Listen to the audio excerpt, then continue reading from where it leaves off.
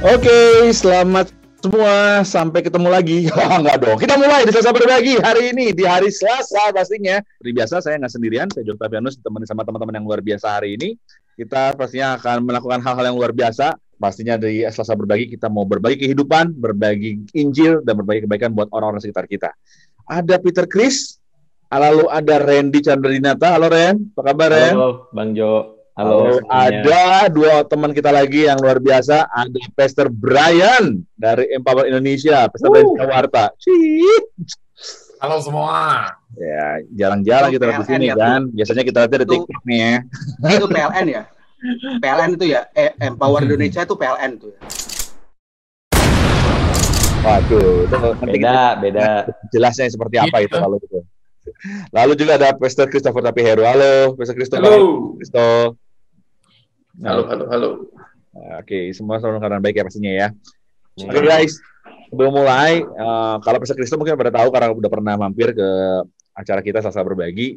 Lalu mungkin kita kenalan dikit dulu sama Pastor Brian ya saat ini ya. Pastor Brian, kenalin dikit dong tentang Empower Indonesia. What is that? Kenapa ada satu komunitas yang namanya Empower Indonesia yang yang diprakarsai lah, yang dikomando sama Bapak Brian ini. Boleh cerita dikit dong tentang Empower-nya dong? Silakan.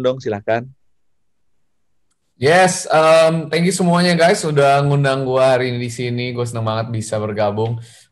Empower Indonesia, kita adalah gereja digital pertama di Indonesia.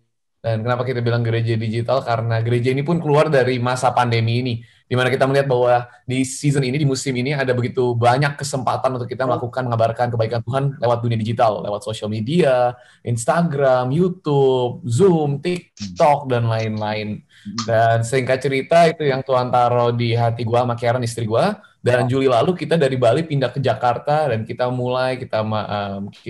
legalitasnya kita urusin semua sampai akhirnya ada sinode yang mau menerima kita, ya kan, walaupun pastornya tatoan gini, mereka mengambil resiko, yaitu sinode JKI. The best shout out buat sinode JKI yang luar biasa banget. Abis itu juga selain itu semuanya juga ada ternyata orang-orang yang mau datang ke gereja kita, luar biasa juga. Dan ada juga kita akhirnya tahun ini pindah ke studio, dan ada juga studio yang mau nampung untuk kita melakukan ibadah online kita, yaitu Pijar TV. Haleluya. Ternyata mereka semua tidak apa-apa didatengin oleh gereja yang satu ini. Jadi thank you semua teman-teman and supportnya, dan semua kita bisa di sini karena perjuangan dan bantuan dari teman-teman semua. Wow, that's good. Wow, senang dengarnya ya. Ada gereja online saat ini yang muncul untuk bisa memberikan kabar baik bareng-bareng. Thank you banget. Dan teman-teman pastinya seperti biasa ya, kita mau ingetin semua teman-teman juga kalau Selasa Berbagi adalah tempat untuk kita bisa mensupport juga apa yang dilakukan oleh Pijar TV. Karena setiap donasi yang kita berikan itu sedang mendukung apa yang dilakukan oleh Pijar TV, yaitu menyebarkan siaran gospel, siaran Injil sampai ke seluruh pelosok Indonesia. Karena setiap donasi yang kita berikan, donasi yang saudara berikan akan digunakan untuk penyebaran penayangan Pijar TV di satu-satu yang menjangkau area-area terkecil Indonesia. Ini bukan masalah berapa banyak, bukan berapa besar, bukan masalah nilai, tapi tentang kepedulian kita sama orang-orang yang mungkin sampai saat ini belum punya kesempatan untuk bisa dengarkan Injil. Ada satu nomor rekening yang ada di layar saat ini, BCA 5055182121 atas nama Yayasan Pelayanan Media Indonesia yang teman-teman bisa gunakan untuk bisa memberikan donasinya. Lalu yang kedua, kalian semua bisa menyaksikan Pijar TV di Transvision di channel 778 dan juga melalui streaming di www.pijar.tv. Nah, untuk setiap pergumulan, kalau misalnya kamu punya masalah, kalau kamu lagi punya problem saat ini, kamu silahkan, kamu bisa WhatsApp ke tim respon Pijar TV di 0813-8700-7055 dan akan ada tim respon Pijar TV yang siap untuk menjawab semua hal yang kamu kirimkan ke tim respon kita. Dan yang pastinya nih teman-teman, setelah kita kemarin ngelewatin Paskah, ada hal-hal yang mungkin kita pengen belajar tentang Kristus, bagaimana pengorbanan Kristus dalam keselamatan. Ada satu USB yang sudah disiapkan oleh Pijar TV dengan harga hanya 50.000 perak aja, yang kamu bisa dapetin di Tokopedia Pijar TV ataupun Shop Pijar TV. Kamu bisa dapetin di sana, dan kamu bisa mendapatkan 23 video pengajaran tentang keselamatan yang dibawakan oleh Dr. Esra Soru. Oke, ya itu dulu. Nanti ada banyak lagi informasi-informasi yang akan saya share buat teman-teman. Oke, guys. Oke, ini this is serious thing ya. Kemarin kita baru aja baru aja kita ngerayain Paskah, kita baru aja merayakan kebangkitan Kristus. Tapi ada banyak pertanyaan ya, ada banyak pertanyaan yang juga muncul dari teman-teman gitu ya, yang dari teman-teman Kristen atau mungkin di orang yang belum mengerti sepenuhnya tentang Paskah ini sendiri. Kenapa Yesus harus mati? Atau mungkin ada yang ekstrimnya nanya gini, Tuhan kok mati sih? Ya gitu kan ya. Dan itu adalah topik yang kita mau bahas. Oke guys, kalau buat teman-teman sendiri, boleh nggak kasih pendapat dulu dong? Menurut kalian sendiri, siapa dulu terserah. Kenapa kita kan punya Tuhan, kita punya Tuhan namanya Yesus. Menurut teman-teman sendiri, kenapa Yesus harus mati buat manusia gitu? Kenapa kedatangan dia ujung-ujungnya itu harus mati buat kita? Itu dulu deh. Kita mulai dari situ. Oke guys, silakan siapa dulu? Langsung aja. Boleh nggak usah angkat tangan, langsung jawab aja. Ya, Randy pembuka biasanya Randy pembuka deh biasanya. Oke. Udah deh, daripada nggak ada yang buka, gue yang buka. Kenapa Yesus harus mati ya? Kenapa enggak gitu pertanyaannya? Kenapa enggak? Kenapa Yesus harus mati? Ya kenapa enggak gitu loh. Okay. Karena gini, ya ini kita masuk ke pemahaman yang kita tentu dapatkan dari Alkitab gitu ya, bahwa di dalam kebijaksanaannya Bapa itu menetapkan bahwa Kristus, Sang Firman, harus datang ke dunia lalu menjadi korban penebusan dosa bagi setiap kita kayak gitu. Itu kan satu hal yang kita mesti mengerti ya, bahwa Tuhan itu meninggalkan surga lalu hidup sempurna menggantikan hidup kita dan menjadi korban penebusan dosa di kayu salib kayak gitu. Dan mungkin ada yang bertanya kenapa harus seperti itu gitu loh. Ya balik lagi, di dalam kebijaksanaannya Tuhan telah menetapkan seperti itu gitu loh. Jadi kita mau perdebatkan seperti apa ya susah juga, karena Tuhan punya sistem, punya cara main, aturannya seperti itu ya kan. Bahkan dari sejak Kejadian 3 ayat 15 di situ juga ketika manusia jatuh ke dalam dosa, Tuhan telah menetapkan sebuah perjanjian kan, permusuhan antara keturunan ular dan keturunan manusia itu gitu, di mana suatu hari nanti si keturunan perempuan itu akan meremukkan kepala ular, tapi di saat yang sama juga si ular itu akan meremukkan tumit dari keturunan perempuan itu. Dan itu kan penggenapannya gitu. Dan kita bisa temukan bahwa mengapa Yesus harus mati, karena keadilan Allah akibat dosa-dosa manusia itu harus dipuaskan, harus diselesaikan. Dan jalan satu-satunya adalah lewat korban penebusan dosa yang dilakukan oleh Yesus Kristus, Sang Anak Domba Allah. Ya, tapi di sisi lain, selain keadilan Allah yang dipuaskan, di situ ada kasih Allah yang dinyatakan. Jadi bukan manusia yang harusnya menerima konsekuensi dari pelanggaran dan dosanya, melainkan Kristuslah yang mengambil posisi kita untuk mati di kayu salib. Gitu. Mungkin yang lain bisa lebih mengelaborasi. Aku boleh. Brian atau Pastor Kristo, boleh silakan. Ada mau tambahin mungkin dari apa yang Randy udah share?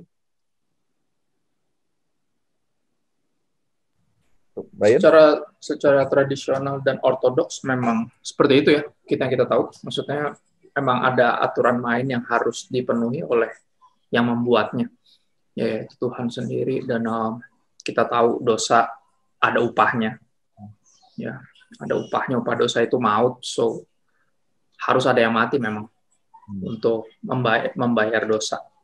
Kalau nggak kita yang mati, ya berarti mesti yang lain yang mati. Ya, kalau bukan Yesus yang mati, berarti mesti kita yang mati, kan gitu. Jadi apa yang Randy jelasin, menurut aku udah menyeluruh, tepat. Penjelasan lebih lanjut juga banyak. Maksudnya, basically pengorbanan Kristus, yaitu Yesus mati di kayu salib untuk menggantikan kita. Ya, semua manusia telah berdosa kehilangan kemuliaan Allah, Roma 3:23-24, dan hanya bisa dibenarkan dengan cuma-cuma karena penebusan dalam Kristus. Terus dosa juga tadi, upah dosa itu maut, Roma 6:23. Dan ketika Yesus mati itu dia mengambil hukuman itu, bahasanya penalty, paying the price. Penalty itu kan kayak hukuman, makanya kalau main bola tuh ada, kalau dilanggar di kotak penalti ada penalti karena ada itu hukumannya. Dan kalau nggak kita yang tanggung sendiri, Kalau nggak Yesus yang tanggung, ya berarti kita yang harus tanggung. Benar. Itu sih paling. Ya, sih. Tapi pertanyaannya kan kadang-kadang gini juga, mungkin Pastor Brian bisa bantu jawab nanti setelah ini. Memang kita tahu bahwa ada penebusan, ada karya penebusan yang harus dilakukan gitu. Ya. Ada satu hal konsep yang nggak masuk akal buat orang-orang luar di sana adalah gini, Tuhan itu mati. Karena kita menganggap Yesus itu adalah Tuhan buat kehidupan kita gitu kan. Tuhan itu adalah Yesus adalah Tuhan bagi orang percaya. Tapi kita bicara tentang Tuhan loh, kok mati gitu loh Tuhan. Jadi sebenarnya mungkin ada sesuatu yang bisa di-share mungkin buat kita. Kalau yang dari gue nangkep, nambahin ke yang tadi Pastor Rene sama Pastor Kristo bilang, memang Allah Bapa udah menetapkan kan ada sistem yang diharus. Tapi kita juga dikasih cara kan.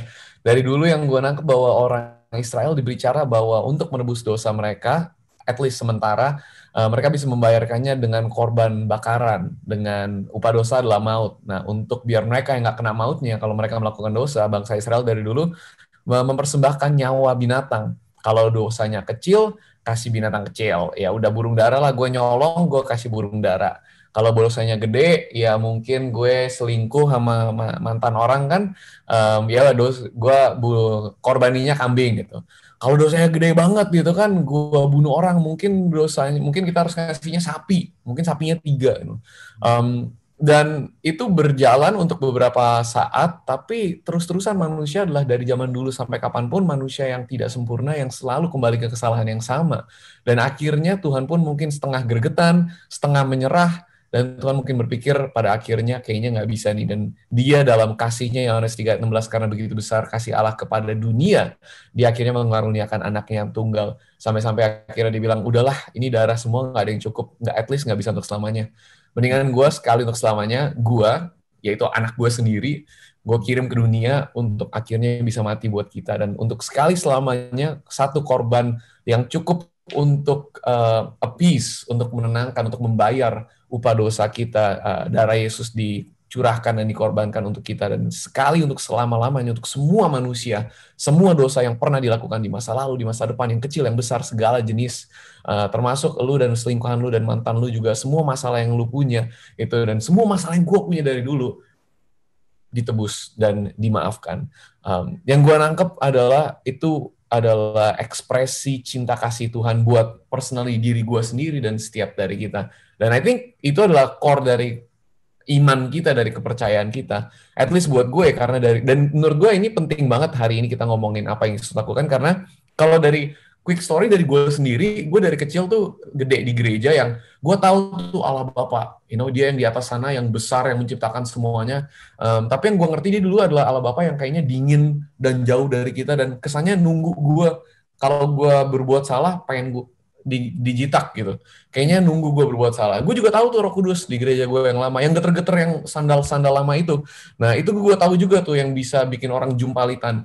Tapi dari dulu gue kagak tahu yang namanya Yesus. Maksudnya gue gue tahu dia anak Tuhan, tapi gue nggak tahu sebenarnya siapa dia, apa yang dia lakukan. Dan pada saat gue jalanin perjalanan gue, di tengah-tengah gue udah Kristen 20 tahun, gue sadar bahwa gue nggak ngerti arti kekristenan yang sebenarnya. Karena I think yang gue ngerti sekarang buat gue, inti dari iman kita adalah pengorbanan Kristus. Jadi gue excited banget ya kita mau ngomongin hari ini. Wait guys, tar.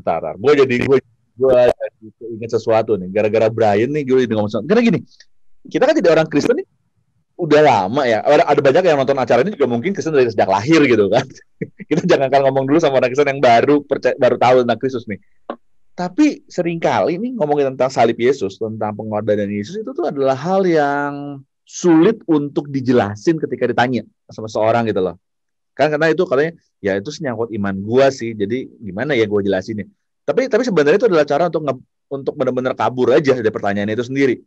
Karena kalau ditanya gini, menurut kamu, apa hubungannya antara pengorbanan Yesus Kristus kayu salib waktu berapa ribu tahun yang lalu sama kehidupan kamu hari ini tuh apa menurut kamu? Banyak dari mereka kebingungan. Iya ya, apa ya? Kan itu artinya 2000 tahun yang lalu. Lalu apa pengaruhnya sama kehidupan kita hari ini? Nah, artinya kebingungan ini muncul karena apa ya? Karena kita tuh cuma percaya pada Kristus, hanya percaya aja, tapi kita nggak benar-benar mendalami, membangun hubungan sama Tuhan yang sebenarnya. Iya, karena agama aja, karena sesuatu yang emang harus lo percaya. Kalau lu Kristen, lu harus percaya ini kan gitu. Jadi akhirnya karena harus percaya, lu juga nggak tahu kenapa lu percaya. Most of us nggak bisa jelasin. Pertanyaan itu juga muncul sering banget, apalagi kalau udah apalagi habis pelayanan youth gitu ya. Kadang bisa koordinator musiknya datang ke gua terus tanya, Kak, hubungannya pengorbanan Kristus 2000 tahun yang lalu sama hidup gua sekarang apa? Nggak usah jauh, pernah di youth pastor nanya ke gua. Gua bilang kayak wow, this is amazing. Gila, betapa tersesatnya kita. Tapi ya sejujurnya ketika kita berhenti menyadari bahwa kita bisa hidup sekarang karena ada yang udah mati buat kita 2000 tahun yang lalu, kita berhenti jadi Kristen sebenarnya. Kristenan itu kan berfokus di perenungan dan ucapan syukur karena pengorbanan Kristus di kayu salib itu. Ketika kita berhenti, kita udah bukan Kristen lagi. Pada akhirnya, kita nggak bisa jelasin gimana cara kita nggak bisa jelasin. Maksudnya kita ada sekarang karena pengorbanan itu. Kalau enggak ya apa ya?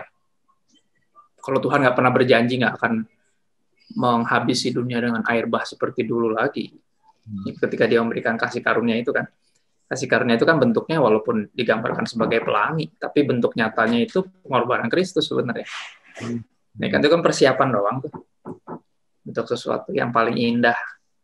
Bahkan lagu dulu bilang, seindah pelangi, secerah mentari, kasihmu terbukti kan. Seindah pelangi, secerah mentari, janjimu teruji, engkau Yesus yang terpuji. Sekolah minggu ya itu. Lagu sekolah minggu ya. Kayak udah jarang nyanyi lagu itu ya. Tapi itu lagu itu selalu ingetin gue, grace has a name, and his name is Jesus. Also love. Love has a name, and his name is Jesus. Even blessing. Bahkan berkat punya nama, namanya Yesus. Jadi semua yang kita tahu dari dulu, sebenarnya kita nggak terlalu tahu. Pada akhirnya ya, semuanya Yesus. Christ is all. Yesus itu semuanya. Ya, dan itu yang tadi Bung Jo bilang tentang kalau kita cuma sekedar beragama doang, ya akhirnya kita nggak ngerti hubungannya pengorbanan Kristus sama hidup kita yang sekarang. Padahal justru hidup kita yang sekarang sangat bergantung dari pengorbanan itu. Kalau kita lagi ambil perjamuan kan gitu ya, kapanpun kau makan roti ini dan minum cawan ini kan, kau memberitakan kematian Tuhan, memberitakan Kristus sampai Ia datang. Kalau gue pribadi secara personal, gue menanggapinya setiap kali gue makan dan minum bahkan di meja makan gitu ya, berdoa bareng anak-anak gue. Gue ingatkan diri gue, kita bisa hidup sekarang karena ada yang mati buat kita 2000 tahun yang lalu. Dan itu jadi sentral akhirnya. Ya, kalau nggak ada pengorbanan Kristus, justru gue berani bilang, gue bukan cuma nggak bakal jadi pendeta. Hidup ini sama sekali nggak masuk akal justru. Kalau nggak ada pengorbanan Kristus. Kalau buat gue ya, kalau buat yang lain, feel free. Tapi ini buat gue personally, nothing ever makes any sense kalau tanpa pengorbanan Kristus. Tapi karena ada pengorbanan Kristus, justru jadi bisa dijelasin. Kayak tadi pertanyaan kan, pertama gitu, ditanyaannya, kenapa Tuhan mati? Pertanyaannya bukan bisa. Kalau bisa, apa yang Tuhan nggak bisa? Pertanyaannya kenapa Dia mau, dan lebih jauh lagi, kenapa Dia harus mati? Kan yang kita pertanyakan kan itu ya, kenapa Dia harus kan? Karena tadi udah kejawab sebenarnya, kalau Dia nggak mati, kita yang mestinya mati. Justru karena Dia mati di posisi kita, menggantikan kita bisa hidup sampai hari ini. Nah itu aku setuju banget. Emang pada akhirnya ketika kita sedikit mengganti pertanyaan tadi, bukan mengapa Yesus mati, tapi mengapa Yesus mau mati. Itu yang bikin kita jadi sampai sekarang pun, gue sampai hari ini pun masih bertanya-tanya kenapa Yesus mau mati buat kita kayak gitu. Dan itu justru yang membuat kita nggak bisa untuk hidup buat Dia gitu kan. Kita aduh Tuhan thank you banget udah kasih yang terbaik, udah mau mati buat gue, makanya dalam segala keterbatasanku aku mau hidup buat Engkau. Gitu sih. Wow. Bahkan secara polos dulu awal-awal bertobat, gue benar punya cita-cita sederhana, gue pengen masuk surga. Lu mau tau kenapa? Karena mau ketemu Yesus. Gue mau nanya, kenapa sih lu mau mati buat gue? Itu doang. Gue dulu punya cita-cita sesederhana itu. Dan sampai hari ini jadi pastor pun, from time to time, dari waktu ke waktu gue selalu coba balik lagi ke zaman-zaman ketika gue segitu terpesonanya, kayak tiap pagi bangun hanya dengan pertanyaan itu. Pertanyaan yang hampir mirip sih sebenarnya di hari anniversary kedua buat Pastor Brian dan istrinya. Juli ini kan gue tahun ke-11 ya. Gue masih tiap pagi bangun dengan pertanyaan yang sama loh, maksudnya. Tiap kali bangun ada istri gue di sebelah gue nggak habis pikir ngapain dia di sini, maksudnya. Kenapa dia mau sama gue, right? Dan pertanyaan itu yang gue miliki dengan Tuhan. Iya, iya. Gue masih nggak habis pikir karena gue terpesona sama cinta yang sebesar itu. Kenapa lo mau mati buat gue? Itu yang bikin hidup ini jadi lebih exciting. Life worth living and heaven worth waiting. Kalau buat gue pribadi ya. Christ love. Itu kita punya tagline tuh pas married. Kan nama gue Christopher, nama istri gue Lovelia kan. Kalau digabung jadi Christ love kan. Ya kan? Love it what life worth living, and Christ ya yang bikin heaven worth waiting. Ya, cinta yang bikin hidup itu layak dihidupi, dan Kristus yang bikin sorga itu layak dinanti. Christ love. Dan itu hampir jadi tema utama sih sebenarnya seluruh kehidupan gue. Tiap pagi gue bangun, nggak habis pikir kenapa bini gue mau sama gue, ngapain dia di sini. Ya terus dan sama kenapa Tuhan mau mati buat gue, pertanyaan itu. Yes. Jadi curhat deh. Itu ngebuka pikiran banyak sih. Itu pikiran banyak. Oke, Chris, gimana Om Chris? Punya pikiran lain Om Chris? Apaan? Ini nih. Gara-gara tadi Chris tuh ngomong istri dia langsung ngeheng dia. Gimana Om Chris? Jadi itu. Gue mau refresh dulu pertanyaannya kan. Mengapa Tuhan Yesus itu rela mati di kayu salib demi menyelamatkan umat manusia? So, gue tertarik kepada kata Tuhan Yesus rela mati di kayu salib. Bagi saya sederhana, karena dia manusia. Kalau dia hanya Tuhan, dia nggak mati-mati. Jadi penting. Iya, ini doktrin utama dari kekristenan bahwa Yesus Kristus adalah man God. Man God, iya. Ya.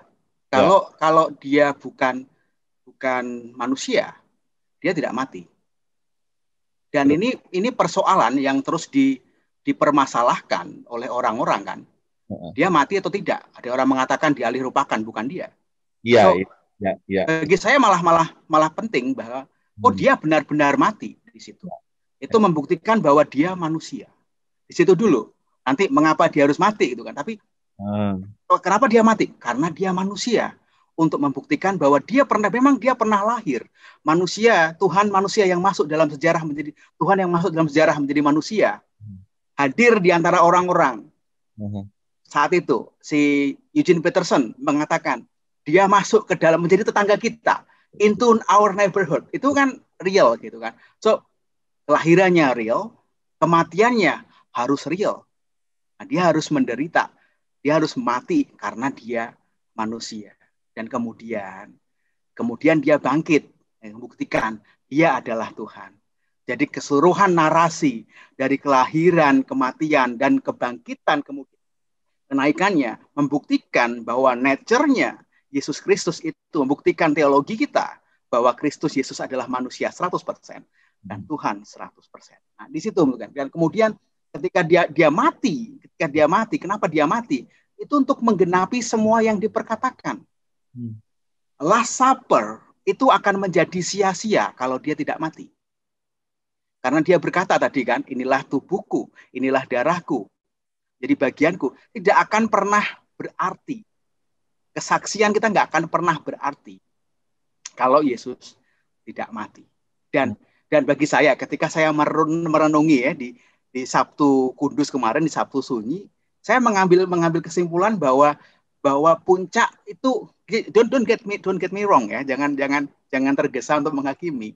Puncaknya itu bukan kebangkitan gitu kan, bukan kebangkitan, tetapi penyalipan itu sendiri adalah sebuah kemenangan. Aku katakan, penyalipan itu bukanlah kekalahan, tetapi kemenangan yang dinyatakan lewat kebangkitan. Orang-orang selalu mengatakan kan, penyalipan mungkin sebuah kekalahan, tapi Tuhan memutarbalikkan menjadi sebuah kemenangan di kebangkitan. Salah.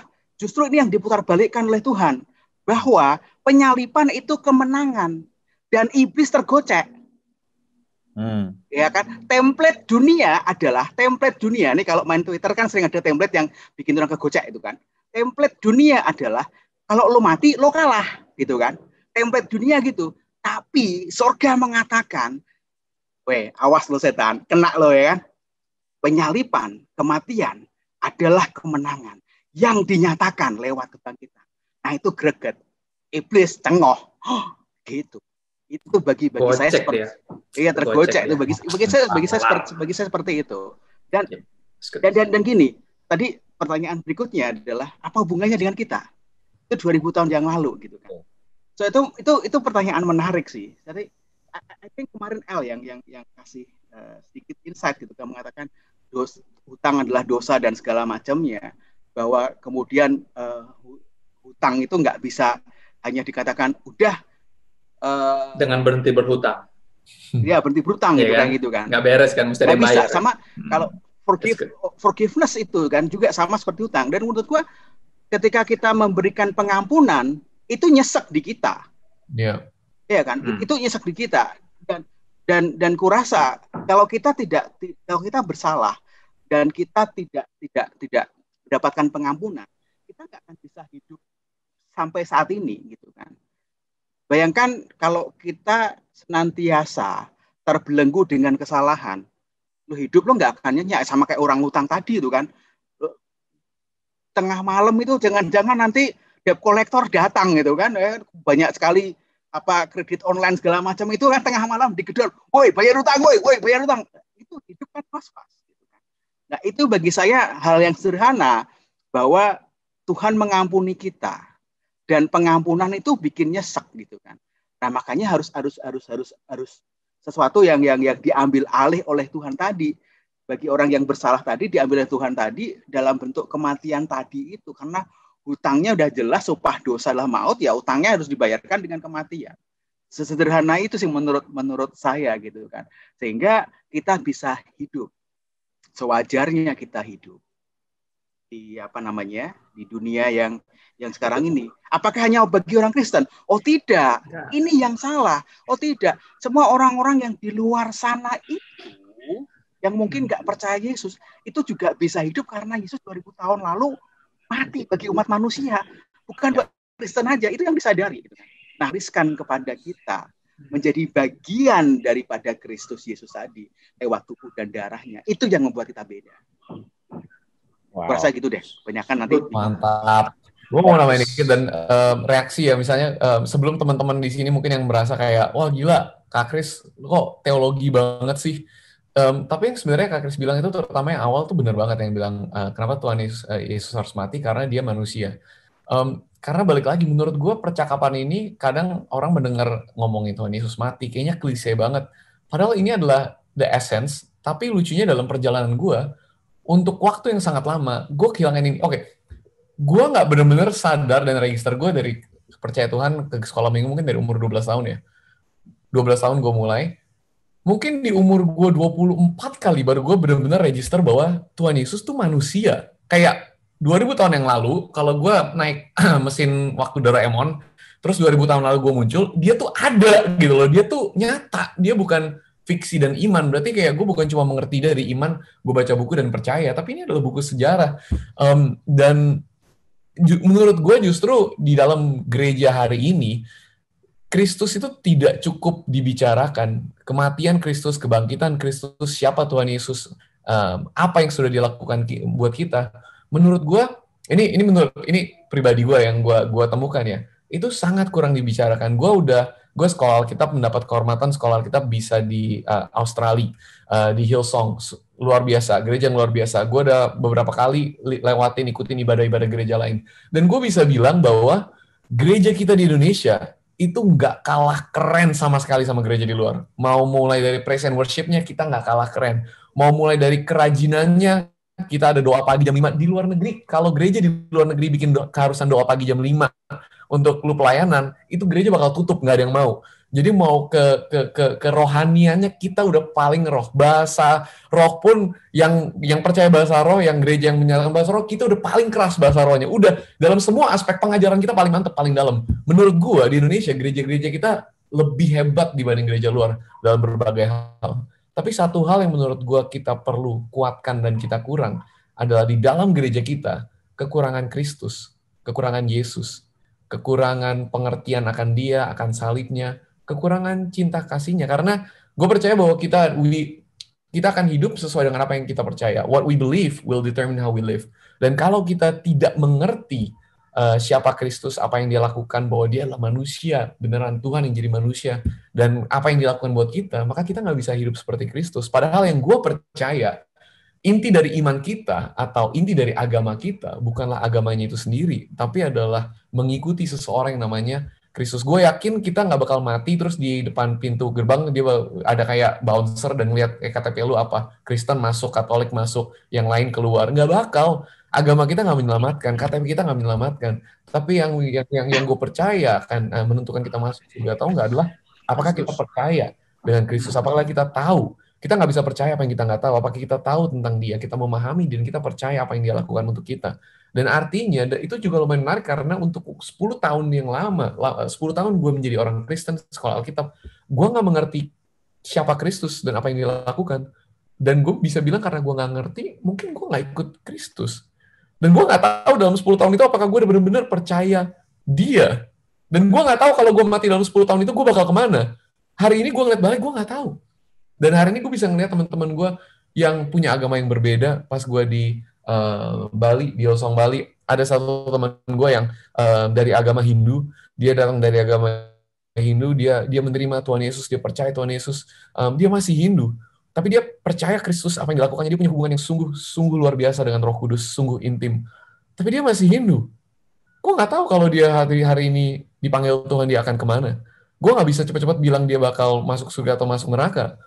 Tapi kalau pada akhirnya yang kita harus lakukan dalam hidup ini, dalam iman ini adalah mengenal Dia dan mengikuti Dia, mungkin parameternya beda sekali karena tugas kita yang gue percaya bukan menjadikan orang lain agama Kristen, tapi untuk menjadikan orang pengikut Kristus, dan ini adalah basicnya. Jadi gue seneng banget dari tadi yang kita bicarakan, guys. Gue excited banget kalau ngomongin ini. Okay, thank you. Oke, guys, sebelum ngelanjutin lagi apa yang kita lagi bahas hari ini tentang kenapa Yesus harus mati, kita juga dari Pijar TV juga mau ngucapin juga untuk terus penanggungan buat saudara kita yang ada di NTT saat ini ya terhadap bencana yang baru saja dialami, dan kita juga mau informasi bahwa salah satu pengisi acara kita yaitu Pak Pendeta Esra Soru dan jemaah serta gerejanya juga terdampak dari bencana yang terdapat di NTT ya. Dan kita saat ini juga dari Pijar TV sedang berdoa dan mencari akses ke sana untuk kita bisa mengirimkan bantuan. Saat ini listrik masih padam. Tadi siang kita juga masih cek, masih dapat kabar dari NTT, listrik masih padam total. Akses jalan juga masih banyak yang tertutup dengan pohon-pohon, tiang listrik roboh ya. Dan yang paling sulit adalah akses untuk mendapatkan makanan dan untuk kebutuhan sehari-hari karena semua tutup dan nggak ada akses sama sekali. Nah, jadi kalau misalkan Bapak Ibu Saudara sekalian, teman-teman yang nonton acara ini ingin membantu, ya, ingin memberikan bantuan, kita saat ini sedang berkoordinasi untuk kita bisa membantu Pak Esra, bisa menghubungi Pak Pijar TV di call center-nya. Nah, saya tampilin lagi ya call center-nya Pijar TV. Nah, teman-teman yang lihat acara ini bisa scan barcode di layar Anda, teman-teman di sini, atau bisa save juga nomornya 0813-8770-555. Jadi ini ada sebuah ajakan untuk kita bisa membantu Pak Esra dan juga jemaatnya di sana, dan juga rekan-rekan yang ada di NTT bisa menghubungi Pijar TV di call center yang tertera di layar saat ini. Oke, guys ya. Oke, thank you. Oke, kita kembali lagi ke topik kita hari ini, sore hari ini, tentang kenapa Yesus mati. Tadi apa yang udah di-share sama Kristo, lalu juga Randy, ditambah lagi dengan apa yang di-share juga sama Peter Chris, dan juga kesaksian dari Brian, itu ngebuat kita jadi ngerti ya, bahwa kita punya Kristus yang kematiannya kita seringkali dengar, kita tahu, tapi kita baru ngerasainnya ketika benar-benar punya pengalaman yang baik sama Tuhan gitu. Nah, ini ada pertanyaan dari Pijar TV. Dia bilang gini, dosa kan udah ada sejak dari zaman Adam dan Hawa. Lalu kenapa Yesus terlambat diterjunkan ke dunia untuk nebus dosa? Kalau gitu berarti dia hanya nebus bagian dosa manusia aja dong. Berarti dia nggak sepenuhnya menggenapi rancangan Allah bagi dia untuk menanggung seluruh dosa manusia. Jadi kan itu kan kayaknya useless sih, ya nggak sih? Nah, teman-teman, silakan. Ada yang mau ngasih pendapat dari pertanyaan ini? Peter gimana, Mas? Randy dulu, Coba gue deh. Mau bicara belum pergi dia? Belum, masih lama. Gue kurang tahu sih dari mana ya dapat sumber bahwa Yesus itu mati hanya bagi orang-orang yang ada di zamannya dia gitu kan. Seperti yang tadi pertanyaan itu muncul gitu. Yang gue tahu bahwa Kristus itu mati buat semua orang, mulai dari mereka yang hidup sebelum Yesus hidup, ya, yang ada pada saat Yesus hidup, dan bahkan yang akan lahir kemudian. Gitu loh. Itu satu hal yang kita mesti pahami bersama dulu gitu loh, bahwa kematian Yesus itu buat semua orang gitu. Dan bagaimana dengan mereka yang telah mati gitu ya sebelum Yesus datang ke dunia lalu mengadakan karya penebusan gitu. Dan ya memang kita bisa temukan di dalam Alkitab banyak tafsiran mengenai hal itu ya, sesuatu yang berbeda-beda. Tapi kalau aku perhatikan di dalam Alkitab kita bisa temukan beberapa di teks gitu ya. Ada mulai dari Yesus itu memberitakan ketika Yesus mati di kayu salib, lalu ada masa 3 hari gitu kan menuju kepada kebangkitannya. Lalu apa yang dia lakukan?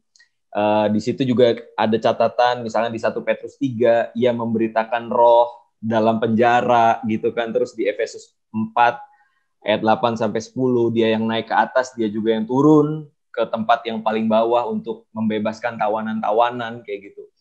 Dan memang kita harus akui bahwa semua orang yang hidup sebelum Yesus mati di kayu salib itu tidak bisa serta-merta masuk kepada kekekalan, maksudnya masuk kepada surga gitu ya, atau mereka masih menantikan di satu tempat kayak gitu. Dan disitulah Yesus datang untuk memberitakan tentang kabar keselamatan itu gitu loh ya. Dan orang-orang di zaman perjanjian lama pun menerima karya keselamatan itu gitu. Dan tentunya sebenarnya kalau mau dilihat metodenya itu nggak beda jauh sih sama apa yang kita alami sebagai umat perjanjian baru gitu.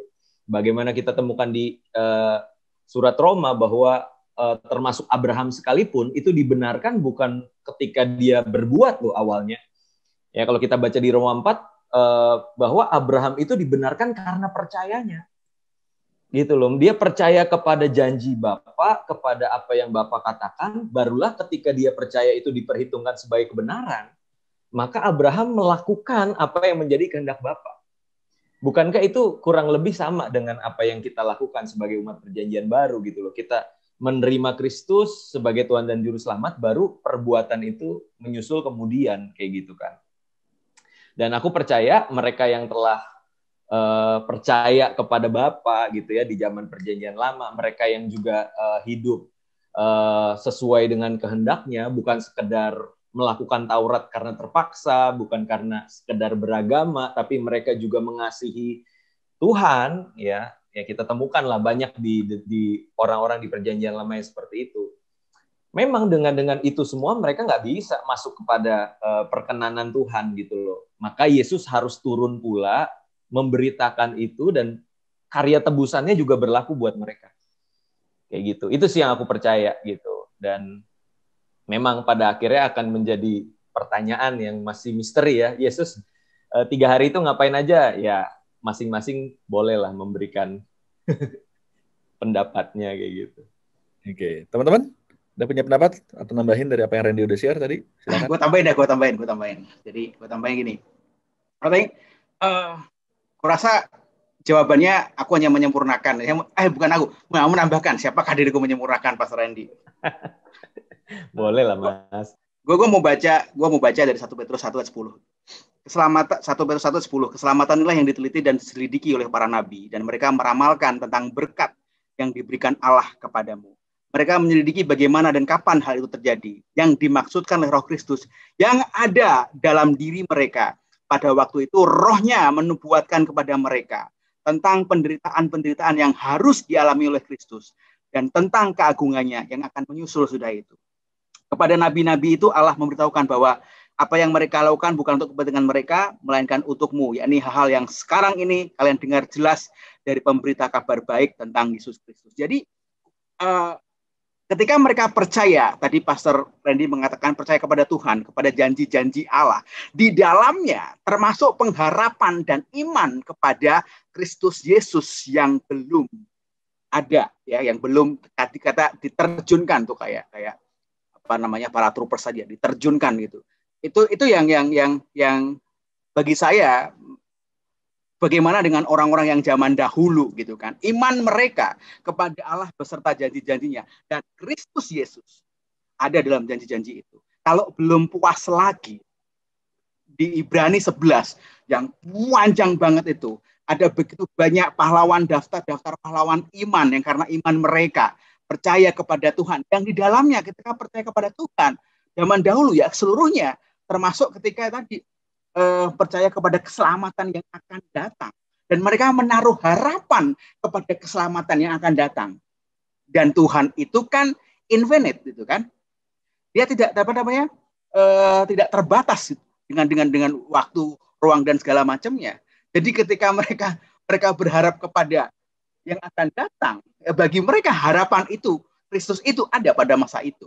Meskipun mereka belum melihat secara utuh dan seterusnya, dalam iman mereka bisa melihat itu dan mereka meyakini, dan itu mereka selamat. Itu sih. Ya, Om Kristo atau Brian, silakan. Apa yang mau tambahin dari apa yang dari pertanyaan? Kenapanya ya? Kenapa terlambat diterjunkan? Kan pertanyaannya gitu ya? Iya. Kenapa? Kalau kenapa Roma 5 cukup seru sih. Jadi Roma 5 itu kan ayat 1-11 ya. Aku ambil dari ayat 6 karena di ayat 6 ada ayat yang spesifik. Dia bilang karena waktu kita masih lemah, Kristus telah mati untuk kita orang-orang durhaka pada waktu yang ditentukan oleh Allah. Jadi kayak ada timingnya emang direncanakan. Nih, gue datangnya sekarang gitu. Pas waktu itu, pas 2000 tahun lalu berarti ya, pas Yesus mati di kayu salib. Kalau dibaca dari ayat 1, kita akan menemukan satu tema besar sampai ayat 11, semua temanya sama. Aku baca ayat 1 ya. Sebab itu kita yang dibenarkan karena iman, kita hidup dalam damai sejahtera dengan Allah oleh karena Tuhan kita Yesus Kristus. Oleh Dia, kita juga beroleh jalan masuk oleh iman kepada kasih karunia ini. Dalam kasih karunia ini, kita berdiri dan bermegah dalam pengharapan akan menerima kemuliaan Allah. Terus ayat 6 baru yang tadi, ayat 11 yang di ujungnya dibilang gini. Dan bukan hanya itu saja, kita malah oleh Yesus Kristus Tuhan kita. Sebab oleh Dia kita telah menerima pendamaian itu. Kalau menurut aku pribadi, pembacaan dari 1-11 dan ayat 6 khususnya, ketika dia bilang pada waktu yang ditentukan oleh Tuhan, aku melihat bahwa kayak gini, manusia punya kecenderungan, yang ngomong Raja Salomo kalau nggak salah, dia bilang semua jalan manusia itu lurus menurut pemandangannya sendiri. Ya. Seolah waktu itu ditentukan kayak gini loh, kayak Tuhan mau kasih lihat kepada seluruh dunia bahwa mereka nggak bisa menyelamatin dirinya sendiri. Ya kan, kayak misalnya ada pandangan-pandangan bahwa one day manusia tuh tambah baik, tambah benar. Kita tuh progres. Ya kan, sesuatu yang namanya kayak ada kayak reinkarnasi, kayak somehow kayak siklus yang berputar yang akhirnya kita makin lama makin baik. Tapi pada kenyataan enggak, dosa makin lama makin parah, manusia makin jahat. Ya, dan akhirnya kenyataan bahwa kita tuh soalnya Tuhan kasih waktu itu untuk kasih lihat kepada kita semua nih, sepanjang sejarah nggak ada satupun yang bisa menyelamatkan dirinya sendiri. Ya, time will not heal. Kan ada istilah itu ya, time will heal, waktu akan memulihkan. Enggak, maksudnya dikasih waktu makin panjang malah makin aneh gitu loh. Akhirnya emang harus ada yang menyelamatkan, karena nggak ada yang bisa menyelamatkan dirinya sendiri. Makanya Yesus datang di perfect timing ketika kayak misalnya gini, aku karena nggak sekolah Alkitab ya, jadi pikiranku nih nggak dibombardir sama sesuatu yang bentuknya kayak digiring ke doktrin ini atau doktrin sana, right? Aliran ini atau aliran itu, enggak. Jadi aku baca semua, belajar semua, dan aku punya tadi kalau pakai bahasa Pastor Brian itu kayak Pastor Brian pakai istilah apa tadi di dalam apa ya, pokoknya dalam frame-nya aku nih, frame yang kebentuknya secara otodidak, kayak Mas Peter juga ya, Mas Peter juga otodidak, kita otodidakers lah ujung-ujungnya. Dan aku selalu ngerasa bahwa yang terjadi adalah Tuhan tuh benar-benar kayak kasih ruang buat itu, kasih ruang untuk kita memproses sendiri, akhirnya menyadari bahwa kita ini nggak bisa nyelamatin diri kita sendiri. Ya, dan akhirnya membutuhkan juru selamat. Dan waktu itu malah makin memperjelas kita bahwa malah makin parah gitu. Kalau emang bener yang namanya reinkarnasi bahwa manusia makin lama makin baik, Terus yang pada baik pada kemana? Hilang semua gitu. Ya, pada akhirnya dosa itu bertumbuh subur, makin lama makin parah. Puncaknya adalah penyatuan antara gini, semua budaya rata-rata ya umumnya akan menghasilkan agama baru. Makanya ada agama tertentu yang identik dengan budaya tertentu. Kalau nyebut orang ini pasti identiknya sama itu, sama agama tertentu. Dan Yesus ini hadir di waktu perfect. Kenapa? Ketika ada satu suku bangsa nih, yang kalau ditanya orang apa, dia jawabnya cukup jawab satu. Kalau nanya orang apa sama orang Indonesia kan jawabannya dua. Antara agama apa atau orang dari suku mana, ngerti kan? Kayak misalnya Christopher Tapehero, lu orang apa? Gue bisa jawab Jambore, Jawa, Ambon, Manado, Rote. Atau gue bisa jawab gue orang Kristen. Right? Tapi kalau nanya sama orang Yahudi, lu orang apa? Dia jawabnya cuma satu. Yahudi. Ya kan? Orang Yahudi dan agamanya juga. Ngerti ya? Dan Yesus lahir sebagai orang itu. Ya, Tuhan jadi manusia memilihnya jadi pribadi di mana ketika budaya dan agamanya campur aduk jadi satu. Dan dua-duanya menyadari bahwa nggak bisa nyelamatin dirinya sendiri. Ya, dan akhirnya hadirlah dia. Ya, makanya keselamatan datang dari bangsa Yahudi. Yohanes 4 ya, Tuhan Yesus ngomong gitu ke perempuan Samaria yang di sumur tuh. Ya. Kalau Tuhan Yesus jadi orang Indonesia, keselamatan datang dari bangsa Indonesia ya kan. Cuma waktu itu kan belum ada kan. Jadi kalau gue secara otodidak gue berpikirnya ini waktu yang paling sempurna, ya, menyadarkan kita nggak ada yang bisa, entah kita secara budaya makin cerdas dengan berbagai penemuan, ya, sepanjang sejarah kan semuanya makin baik tuh, progres, atau secara agama kita makanya ada kayak upaya-upaya, ada beberapa agama yang berpikir kayak kita agama paling baru, kita ini penyempurna dari semuanya, kan somehow gitu ya, kayak makin lama progres. Enggak, tanpa pengorbanan Kristus kita nggak kemana-mana. Bahkan kekristenan yang jadi cuma agama pun nggak menghasilkan orang-orang yang punya kehidupan yang baru. Wow. Hidup baru seperti apa sih? 2 Korintus 5:17, barang siapa dalam Kristus ciptaan baru, yang lama sudah berlalu, yang baru sudah datang. Ayat 15 yang bilang Kristus mati buat semua orang, yaitu ayat favorit gue selain Yohanes 3 ayat 16, karena inklusif, right? Semuanya. Ya, Kristus mati buat semua orang supaya mereka yang hidup nggak lagi hidup buat dirinya sendiri. Lucu ya, itu imbasnya bukan cuma mikir nanti mati masuk surga, tapi sekarang hidup buat kerajaan surga. Karena kerajaan surga diwarnai dengan kasih and love, itu identik dengan sacrifice. Ya, nggak hidup buat dirinya sendiri. Dan itu yang bikin dunia ini, walaupun nggak akan pernah sempurna. Ya, kayak misalnya gini, bencana yang terjadi, ini kan di luar kendali kita. Kita mau jaga bumi seperfect apa juga, kalau namanya bencana, lu ada angin yang muter yang siklusnya udah jelas, pasti ntar ada aja yang kena bencana. Lu mau love Mother Earth as hard as you can. In the end of the day, emang ini tuh dunia ini udah berantakan. Nggak akan mencegah bencana itu. Lu mau buang sampah pada tempatnya pun, ya kan, kalau kena angin kayak gitu gimana? Dari laut datangnya, bukan kayak banjir yang kita bikin sendiri di Jakarta gitu. Umumnya kan kita bikin sendiri kan, gorong-gorongnya mampet, kalinya sampah semua. Cuma kalau udah lu di pinggir pantai kena laut, maksudnya lu mau ngasihi laut sekuat apa juga nggak ada gunanya. Ya, semua ini hanya menyadarkan kita bahwa dunia ini emang sementara, gitu loh. Tapi at least bisa dihidupi dengan cara nggak buat diri sendiri.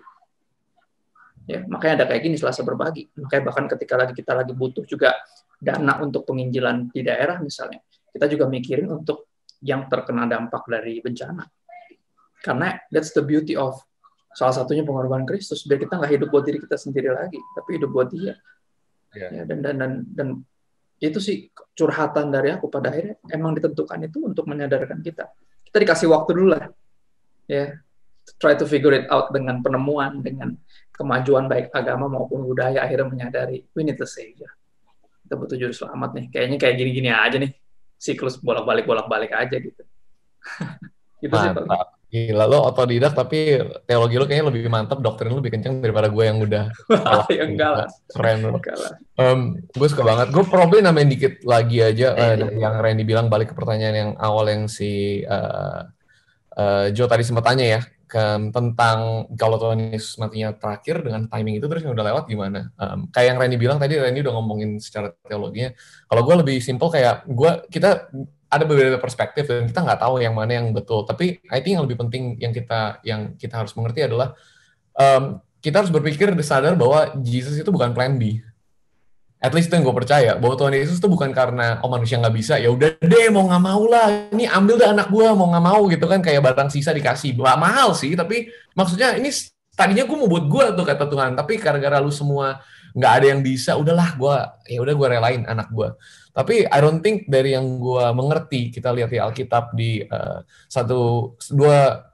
Timotius 1 ayat 9 yang dibilang dialah yang menyelamatkan kita dan memanggil kita dengan panggilan kudus, bukan berdasarkan perbuatan kita, melainkan berdasarkan maksud dan kasih karunia-Nya sendiri yang telah dikaruniakan kepada kita dalam Kristus Yesus sebelum permulaan zaman. Dan banyak di Amsal juga di 1 Korintus 2 ayat 7 dibilang seperti itu, bahwa sebelum permulaan zaman, dari awal Tuhan Yesus telah rencana Tuhan. Dan gue nggak ngerti detailnya bagaimana, dan setelah Tuhan Yesus datang yang sebelumnya itu bagaimana, apakah 3 hari Tuhan Yesus mengabarkan keinjilan sebelumnya dan lain-lain. Tapi gue orangnya pragmatis banget. What does it mean for me? Buat gue artinya apa? Buat gue artinya, dulu gue gede dengan perspektif yang Tuhan Yesus menyelamatkan dosa gue, dan karena dia terbatas ruang dan waktu, kalau gue terima 2 hari ini, artinya dosa gue yang sebelumnya dia udah maafin gitu kan. Kesannya kayak Tuhan Yesus bisanya maafin sebagian gitu. Tapi kalau kita sadar bahwa dari awal, the whole Bible itu tentang penebusan dan karya Tuhan Yesus di atas kayu salib, dan Tuhan ada untuk selamanya memaafkan dosa kita. Dari situ gue sadar, dan mungkin gue nggak tahu, mungkin di sini ada para pastor yang bisa meluruskan gue, mungkin ada yang bilang gue sesat atau enggak, tapi gue percaya pada saat Tuhan Yesus mati, dia mati untuk semua dosa, untuk dari semua orang di semua waktu, nggak terbatas ruang dan waktu. Artinya dia udah mati buat dosa gue yang gue udah lakuin, yang gue akan lakuin, dan yang gue masih belum lakuin. Bukan berarti itu menjadi alasan untuk gue berbuat dosa, tapi upah dosanya itu dia udah cabut untuk sekali dan selamanya. Dan itu for the longest time, untuk waktu yang sangat lama, membebaskan gue dari rasa berdosa. Dan tentunya itu kita harus mengerti dengan pengertian yang benar, dan jangan sampai berpikir bahwa artinya kita boleh semena-mena dong, kita boleh ngapain aja dong. Tapi tentu tidak, ya makanya yang dibilang dari kita, how we live, what we believe will determine how we live.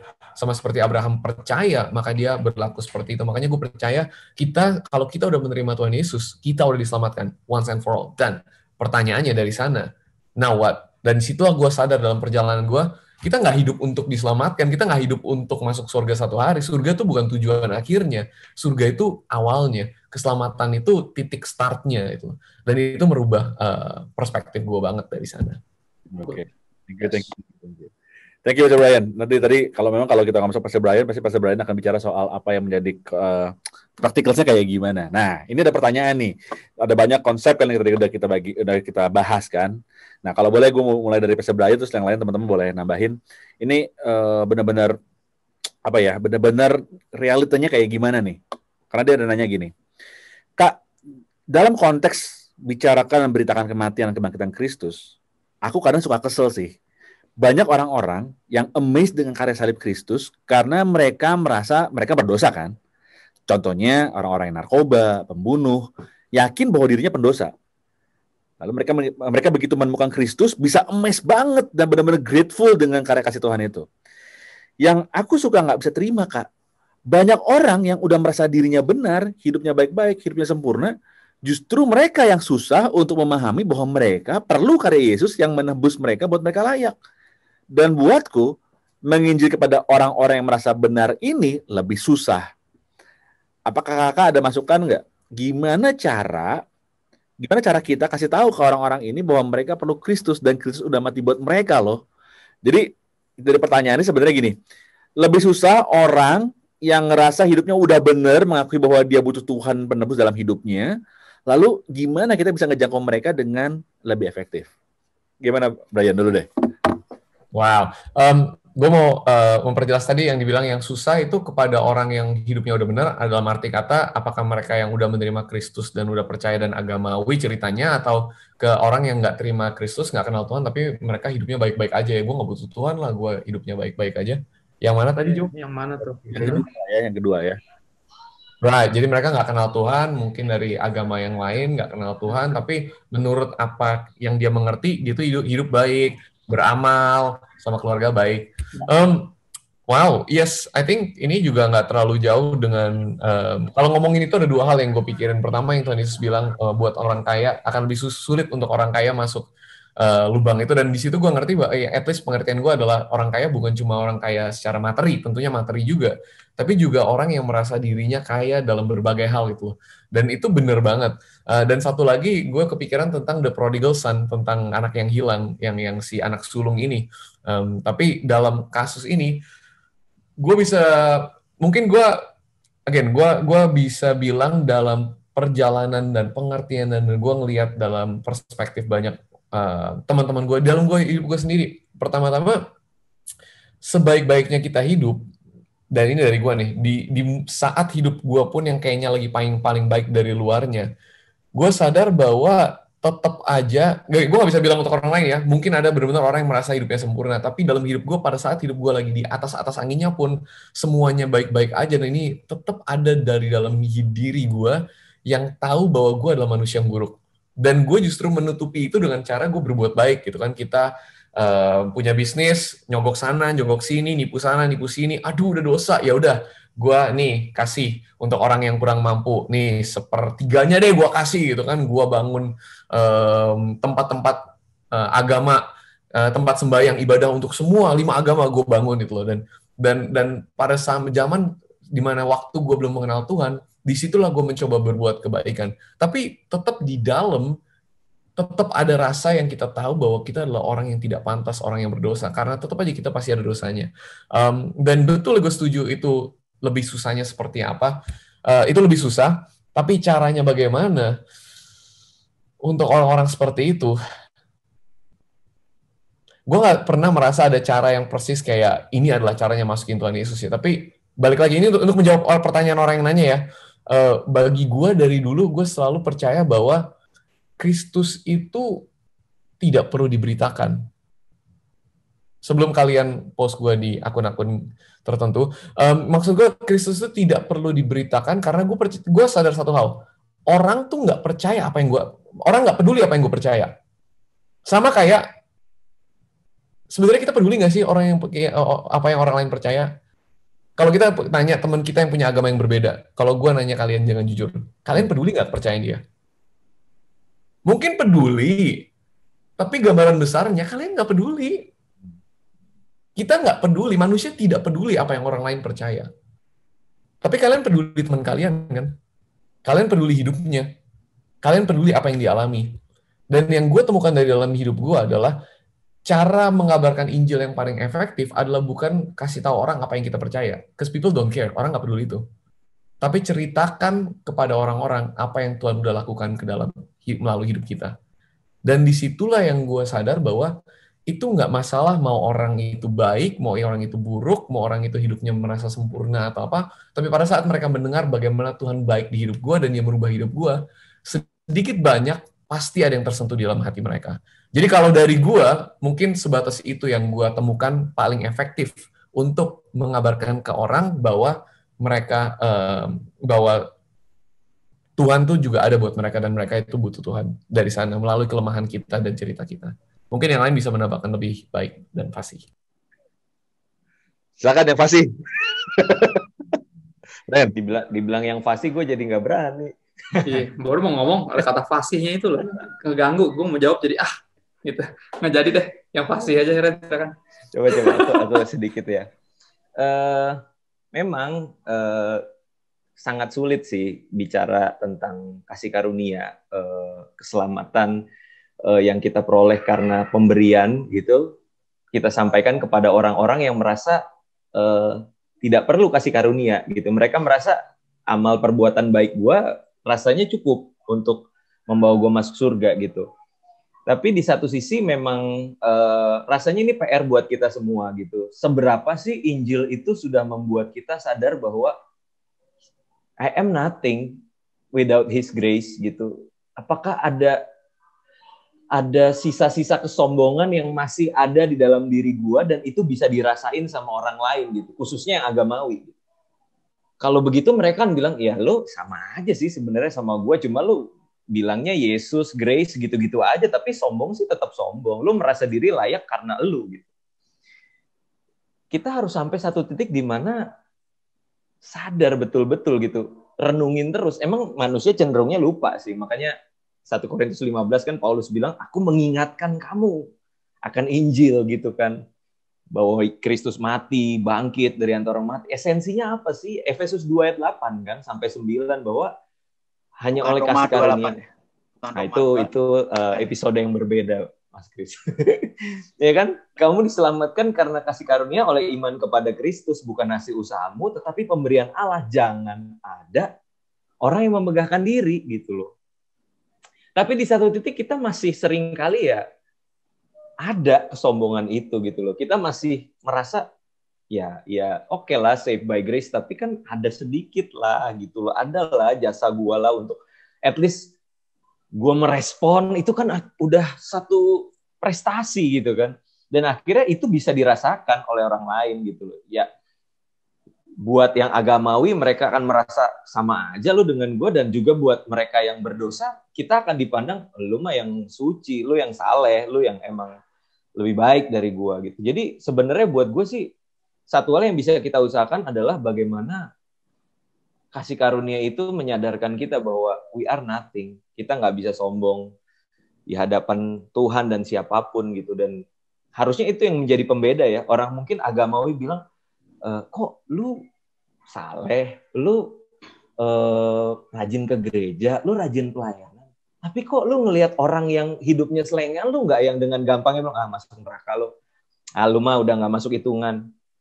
Lu tetap bisa relate sama mereka, lu bisa mengasihi mereka, lu bisa mendoakan mereka, dan itu yang bikin mereka mikir, kok beda ya?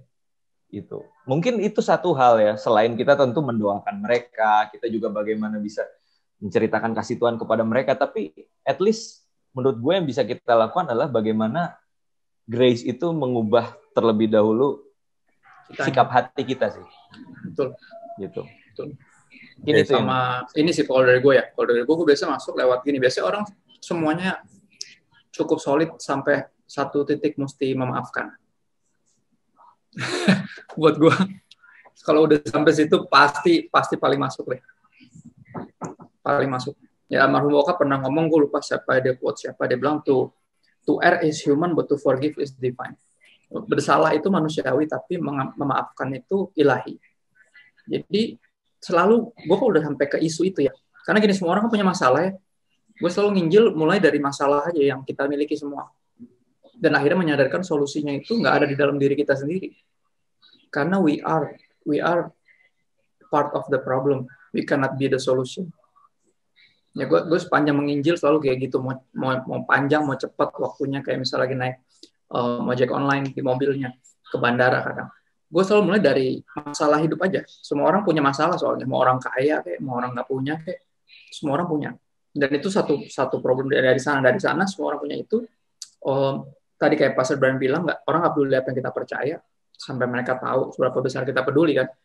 People who never care how much we know until they know how much we care. Dan dimulai dari situ dulu. Kepedulian dari situ akhirnya membuat mereka berpikir. Dan akhirnya kalau gue selalu masuk paling banyak lewat tadi. Ketika orang ada benci sama seseorang, dan mesti memaafkan, misalnya mamahnya atau saudaranya atau apa. Dan mau nggak mau pasti akan ngomongin Yesus. Gue akan bilang kenapa gue bisa memaafkan, kenapa gue rela memaafkan.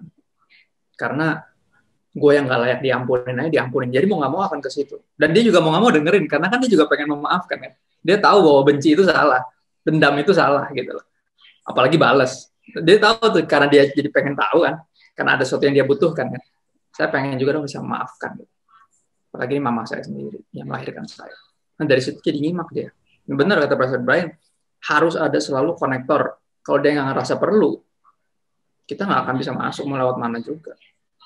Ya, tapi basically tadi, most of religious people, termasuk saya dulu, nggak menganggap kasih karunia sepenting itu. Bahkan saya dulu berpikir saya bisa masuk surga karena saya beragama Kristen. Sama gesreknya, sama siapapun yang beragama manapun, maksudnya, ya kan? Baru menyadari bahwa bukan agama Kristennya, tapi Yesusnya, gitu loh. Itu pun saya harus ingatin diri saya, baru pakai Pastor yang dibilang tadi, ya kerendahan hati yang muncul dari kesadaran bahwa kita ini juga product of grace. Dan dulu juga kita sama menentangnya seperti mereka juga. Jadi kalau kita dulu pernah di posisi itu, aku rasa kita bisa masuk lewat sesuatu yang kita juga dulu susah masuknya. Dan aku biasanya lewat tadi masalah sama tentang maafkan tadi. Biasanya nginjil dari situ sih. Oke, thank you, Dok. Ya. Oke, Om Kris, terakhir Om Kris, kalian tutup Om Kris. Menurut Om Kris gimana? I think good talk sih kita malam sore hari ini. Kita nggak akan pernah tahu kan, kita kan nggak pernah tahu sampai di titik mana mereka akan mendengar berita Tuhan gitu kan. Kita nggak akan pernah tahu. Tapi yang mereka perlu tahu adalah bahwa kita ada di sana ya, pada orang-orang kita, teman-teman kita. Saat mereka ada di bawah, entah saat mereka ada di atas gitu kan, kita nggak akan pernah tahu gitu kan. Dan pada saat kita selalu berada bersama-sama mereka, senantiasa ada bersama mereka pada saat mereka butuhkan, nah itu akan menjadi jembatan yang sangat baik untuk kita kemukakan, menceritakan tentang kasih Tuhan sih. Kita menceritakan apa yang kita alami, bukan hanya sekedar teori. Jadi dalam banyak kisah di Injil dikatakan orang-orang yang encounter dengan Tuhan, baik lewat permasalahan mereka ya, dosa mereka diampuni, ya, perempuan Samaria di sumur, kesembuhan yang mereka alami, kemudian penerimaan Tuhan, diajak makan aja ya, orang-orang Farisi, orang-orang pengemis, pemungut cukai dan segala macamnya, itu hanya diajak makan, diterima makan aja itu udah senang banget gitu. Jadi kita nggak akan pernah tahu kan gitu kan, bahkan nggak pernah tahu bahwa oh ya gila nih diajak makan aja udah seneng banget kan, dalam konsep di sana memang itu luar biasa. Tapi kita nggak akan pernah tahu bahwa dibagi kawan kita, kehadiran kita itu penting banget dan kayak Tuhan yang hadir ya, quote on quote gitu kan, karena ya bagaimanapun ya hidup kita dilihat bahwa Tuhan dalam diri kita gitu kan, kita bisa tahu gitu kan. Jadi pesannya sih alami Tuhan sih. Lo harus punya relationship dengan Tuhan, alami Tuhan, dan pada akhirnya lo punya bahan untuk diceritakan karena real gitu, bukan sekedar teori dan ajaran guru sekolah minggu atau ajaran-ajaran atau quote-quote pastor atau apapun, itu nggak akan pernah berarti sih bagi mereka gitu kan. Tapi your real experience dengan Tuhan gitu kan, itu yang tidak akan bisa menahan dirimu untuk bercerita gitu kan. Dan you pasti akan tahu momennya kapan karena kamu kenal temanmu gitu kan. Nah ini kayaknya di saat ini tuh nggak bisa nih diajakin bercerita. Kita tahu gitu kan gitu. Kita akan tahu dah gitu kan. Kapannya kita tahu. Itu aja sih pesanku bagi teman-teman. Kurasa dalam topik ini tentang kematian Tuhan dan segala macamnya, gue teringat dari ini lah, apa namanya, quote-nya siapa? Quote-nya siapa ya, lupa gue. Bukan quote pastor nih. Saint Gregory dari Saint Gregory the Theologian, Gregory of Nyssa. Gue rasa ini bagus banget sih. Dia katakan, yesterday I was crucified with him, today I am glorified with him. Yesterday I died with him, today I am made alive with him. Yesterday I was buried with him, today I am raised up with him. Let us offer to him who suffered and rose again for us, yakni ourselves, the possession and the most precious to God and most proper. Let us become like Christ, since Christ become like us. Let us become divine for his sake, since for us he became man. Itu dalam sih. Jadi tadi buat apa sih Yesus mati gitu kan? Yesus mati menjadi manusia. Makanya kita harus menjadi seperti Kristus. Holy dalam kehidupan sehari-hari. Rasa ini akan keren banget pembicaraan kita sih. Dahsyat, man. Yes. Thank you opportunity-nya bicara. Keren. Thank you guys. Thank you Kristo, thank you Pastor Brian, thank you Peter Chris yang udah bersama kita selesai berbagi ini. Dan thank you juga buat Randy ya, nanti sempat pamit duluan. Tapi kita percaya bahwa apa yang kita bagiin sore hari ini itu bisa mengingatkan kita tentang apa arti pengorbanan Kristus sebenarnya di depan kita. Yang dia lakukan itu bukan buat biasa-biasa aja, tapi lakukan buat yang terbaik. Anugerah ya adalah Yesus itu sendiri. Oke, thank you guys. Kita pengen bahwa apa yang kita bagiin hari ini itu juga bisa jadi kekuatan buat iman kita, dan kita jadi ngerti kenapa Kristus mati buat kita. Tapi sekali lagi juga aku mau ingetin juga buat teman-teman semua, Selasa Berbagi juga ada bukan untuk sekedar untuk ingetin bahwa oh ya saya harus melakukan sesuatu untuk orang dekat saya, tapi juga saat ini ada saudara kita di Kupang, ya di NTT terutama, yang butuh bantuan. Yuk kita berbagi. Saat ini Pijar TV sedang mencoba untuk bangun hubungan dengan Pak Esra, karena Pak Esra dan jemaat juga terdampak di sana di NTT. Dan buat teman-teman, saat ini kita undang, kalau misalnya kamu mau ikut untuk berbagi, please hubungi kontak kita di 0813 lewat WhatsApp ya, 0813 8700 7055. Sekali lagi 0813 8700 7055. Yuk kita peduli untuk bantu mereka juga, karena mereka adalah saudara kita juga ya. Dan juga ada Unlimited Fire 2021 ya, Sinergi. Nah ini teman-teman dari semua bicara kita ada di sini semua. Bukan saya. Bukan saya juga. Sekarang saya bilang tadi kan pembicara kita. Oh ya, pembicara. Ya. Kita kan tuan rumah ya, tuan rumah. Yeah. Cara kita tamu kita ya. Oke guys, so silakan datang ke Unlimited Fire Synergy Online Experience 29 Juni sampai 1 Juli. Tapi sekali lagi aku ingetin, yuk kita peduli bareng-bareng. Ada teman-teman kita di NTT yang membutuhkan pertolongan kita. Dan Selasa Berbagi hadir untuk ngiring kita semua. Be aware, ada tetangga, ada orang dekat, dan ada teman-teman di NTT yang membutuhkan pertolongan kita. Sebagaimana Yesus mau mati dan memberikan hidupnya buat kita, saat juga kita untuk memberikan hidup kita buat orang lain, agar mereka juga mendapatkan kehidupan. Oke guys, ketemu lagi minggu depan. Thank you yang udah tune di Selasa Berbagi. God bless you all. Bye-bye.